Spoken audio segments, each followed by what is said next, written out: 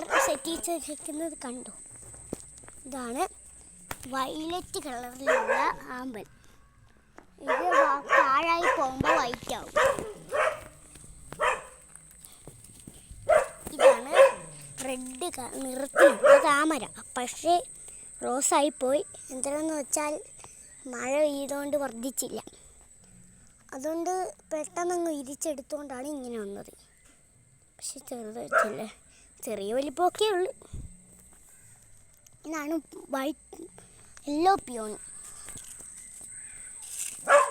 Yellow peony നല്ല yellow എന്നില്ല, light yellow.